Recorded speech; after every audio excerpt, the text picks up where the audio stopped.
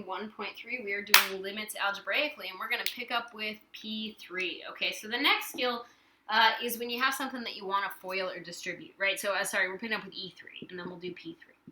All right, so let's do the limit as we're going to do,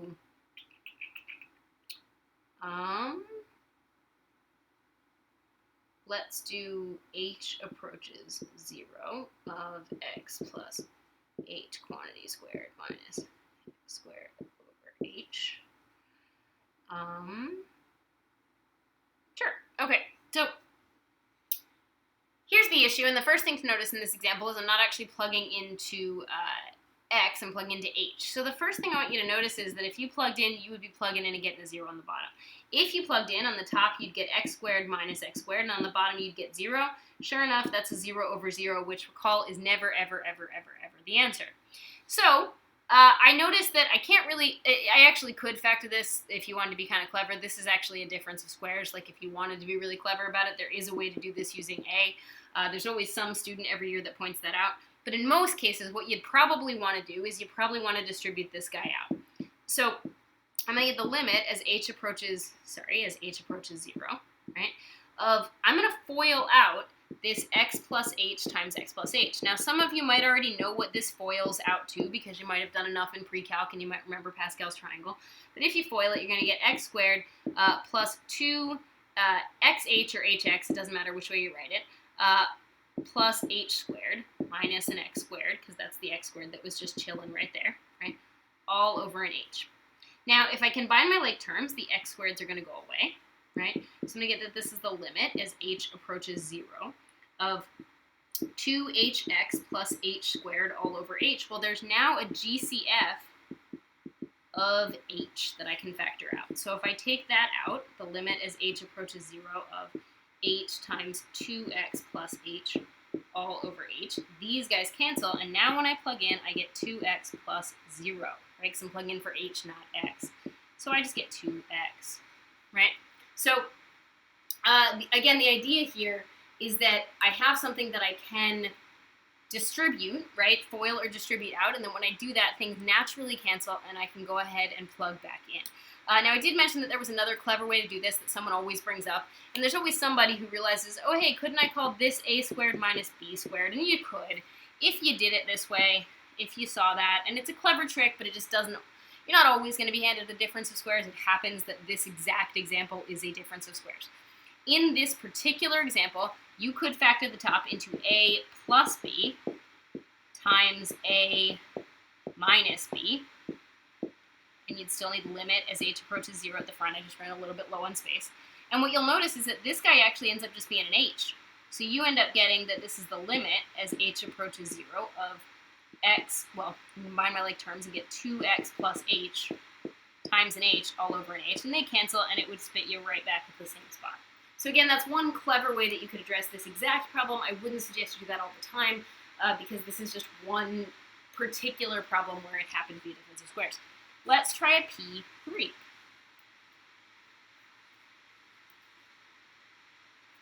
All right, so if you want to pause me after I write the problem, you can and give it a try, and that's great.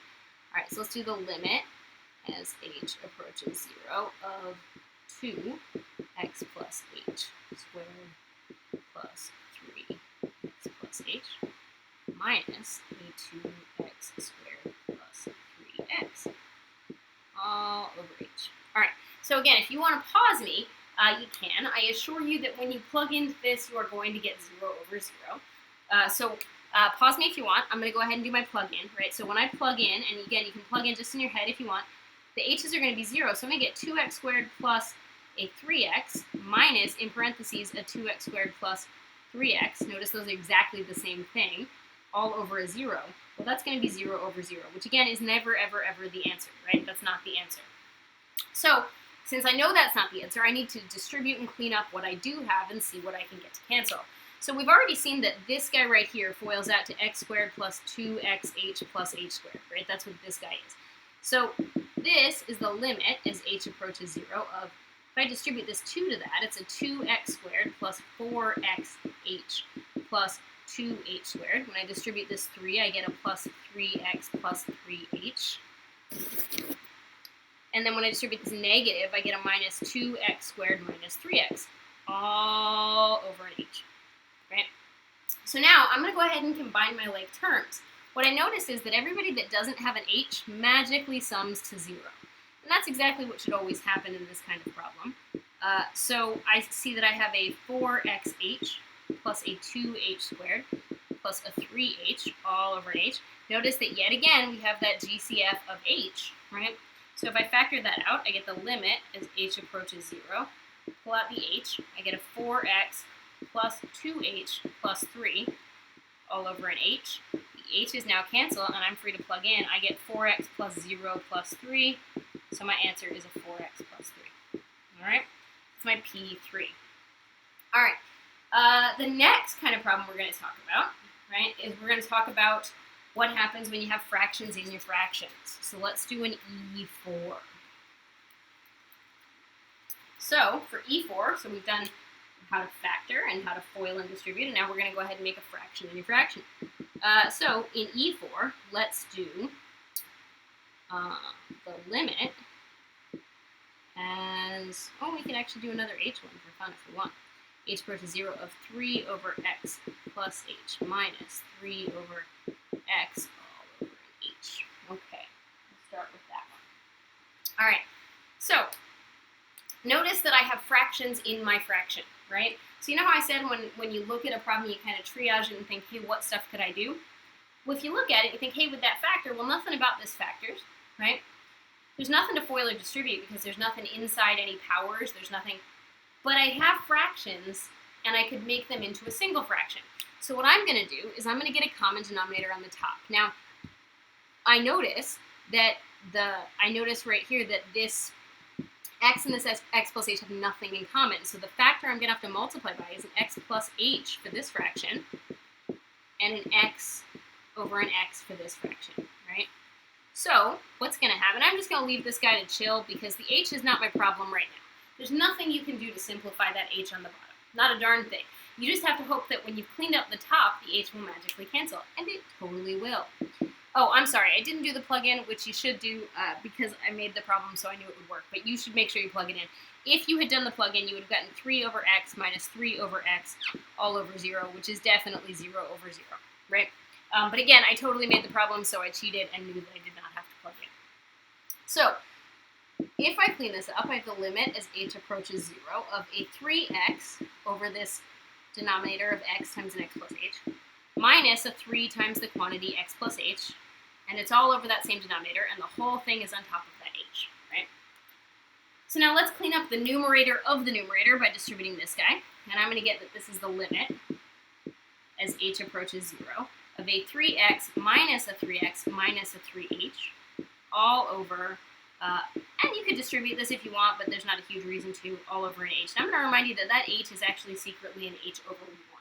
Because everybody's secretly a fraction. If they don't have a denominator, the denominator's over 1. So, seems to me like I get the limit as h approaches 0 of a negative 3h on top of this x times x plus h, and you could distribute that if you want. And then when we divide by a fraction, it's the same as multiplying by the reciprocal. So instead of dividing by h over 1, we're multiplying by 1 over h. Well, what you'll notice is those h's can cancel. So now I have the limit as h approaches 0 of a negative 3 on top of an x times an x plus h, which is, now I can stop writing limit, a negative 3 on top of an x times an x plus 0, or a negative 3 over an x squared. Right? And if you had distributed this and made it an x squared plus xh, you would have gotten the same answer. It doesn't make a big difference. All right, so I'm going to give you a P4 that's similar for you to try. And again, once I write it down, you can pause me if you want. All right, so for P4, let's do the limit as x approaches 0 of, let's do a 5 over 2 plus x minus a 5 over 2 all over x. All right, so again, totally feel free to ignore me if you want. pause me, do it on your own, and then I'm going to walk you through it, okay? You should plug in, but again, if I did my job right, you get 0 over 0, and you do, because if you plug in, you get 5 halves minus 5 halves on top of a 0, which is definitely 0 over 0, right? So that's not the answer, but it does mean I can simplify. So when I get my common denominator, I'm going to have to multiply this entire fraction by a 2 plus x, and this entire fraction by an x over x. So I'm going to get that this is the limit as x approaches 0 of a 5x minus a 5 times the quantity 2 plus x over my common denominator of x. Oh, my bad. I didn't mean, it's not a 5x. Come on, brain. 2 over 2. This is a 2. Come on, brain. Sorry, 10 minus a 5 times the quantity 2 plus x. My bad. Sometimes my brain does stupid things. This is a 2 times the 2 plus x all over an x, right? We all have moments. So when I clean up the numerator, right, this numerator, notice I'm still writing limit because I haven't plugged in the number yet, right? This is going to be a 10 minus a 10 minus a 5x over this 2 times 2 plus x all over this x, which is secretly actually over a 1. Okay? When I clean these guys up, they're going to cancel, and I'm going to get that this is the limit as x approaches 0 of negative 5x on top of, again, you could distribute the 2 times the 2 plus x, it just doesn't make your life a lot easier, it doesn't matter. And then when I'm dividing by this fraction, this x over 1, it's the same as multiplying by its reciprocal, and you'll notice that these x's will cancel. So I get that this is the limit as x approaches 0 of a negative 5 on top of a 2 times a 2 plus x, which is going to be a negative 5 over a 2 times 2, or a negative 5 over 4. Okay?